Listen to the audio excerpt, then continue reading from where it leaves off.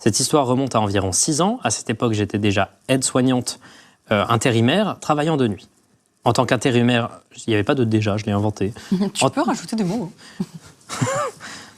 En tant qu'intérimaire, je changeais régulièrement d'établissement, avec une préférence pour les EHPAD, car j'adore m'occuper de personnes âgées. Pour les viewers, allez voir vos grands-parents SVP, vous leur manquez tous les jours. Il est bien vrai. J'accepte donc un contrat de 3 nuits dans un très vieil EHPAD. La particularité de ce dernier, c'est qu'il s'agit d'un ancien monastère réaménagé. Le secteur que l'on m'attribue pour ces 3 nuits est le secteur fermé. Il s'agit d'une unité protégée où tous les patients ont une démence sévère, les empêchant de pouvoir avoir un accès extérieur permanent. En arrivant dans cette unité, l'atmosphère est très particulière car les murs sont faits d'anciennes pierres, on entend le vent qui s'infiltre dans les fenêtres, les portes claquent, la tuyauterie est bruyante, bref, tout pour m'effrayer. Top, l'ambiance est bien. Mais évidemment, tout ça est dû à l'ancienneté de la bâtisse. Pour ma première nuit, je rencontre Monsieur D. Mes collègues de jour m'informent qu'il passe ses journées et ses nuits plantés devant la fenêtre de sa chambre, sans bouger ni parler, et que je ne dois pas m'inquiéter s'il dort peu.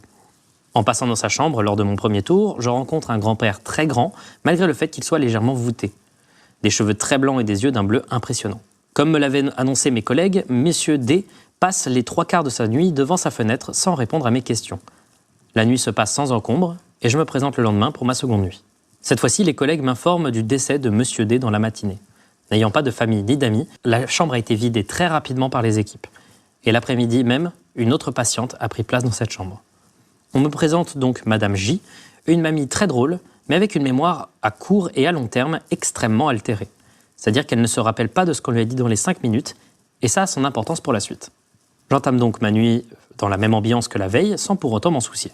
Vers 3h du matin, j'entends Madame J pousser des hurlements de terreur dans sa chambre. Je cours immédiatement pensant à une chute, ou un cauchemar, vu qu'elle est dans un nouvel environnement. En arrivant dans sa chambre, la lumière refuse de s'allumer, que ce soit celle de la chambre ou de sa salle de bain. Madame J continue de crier malgré mes paroles que j'espère être rassurantes. Elle finit par répondre quand je lui ai demandé ce qui n'allait pas. « Je veux que vous fassiez sortir cet homme de la chambre. » Horrible.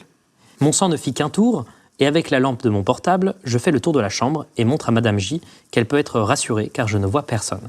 Mais elle continue à m'affirmer le contraire, tétanisée dans son lit en regardant vers la fenêtre. « S'il vous plaît, faites sortir le grand monsieur qui se tient devant la fenêtre avec ses grands yeux bleus.